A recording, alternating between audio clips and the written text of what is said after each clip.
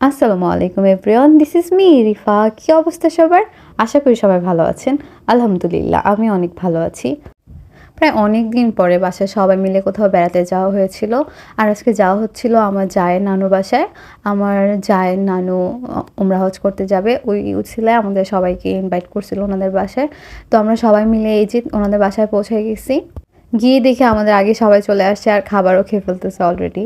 তো আমরা সবসময় লেট করি কোথাও যেতে যেতে, আমাদের 2টা 3টা ইভেন 4টাও বেজে যায়। এর মাঝে দেখি ছোট আন্টি বাটি দিয়ে মাংস সার্ভ করতেছে, এটা ইউনিক লাগছে, তার জন্য একটু ভিডিও শুট নিছি। যেহেতু 3টার উপরে বেজে গেছিলো তাই ওনারা তাড়াতাড়ি করে আমাদের খাবার খেতে বসতে দিল। তো এই যে আমার খাবার সার্ভ করে দিচ্ছিল আমার প্রাণপ্রিয় হাজব্যান্ড, আর এখানে লেগ পিসটা দিচ্ছিল হচ্ছে আমার ছোট দেবর।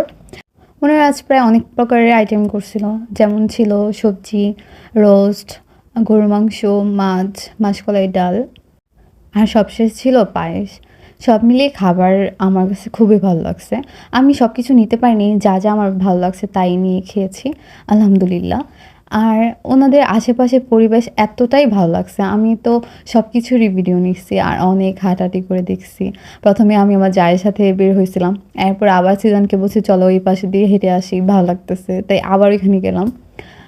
মানে সব মিলিয়ে আজকের দিনটা খুব ভালোই গেছে। অনেক দিন পরে হাঁটাহাঁটি হয়েছে, ঘোরাঘুরি হয়েছে, গ্রামের প্রকৃতি দেখা হয়েছে, সব মিলিয়ে খুবই ভালো লাগছে। আজকের মতো এইটুকুই ছিল। Please don't forget to like, comment and share this video. আল্লাহ হাফেজ, টাটা।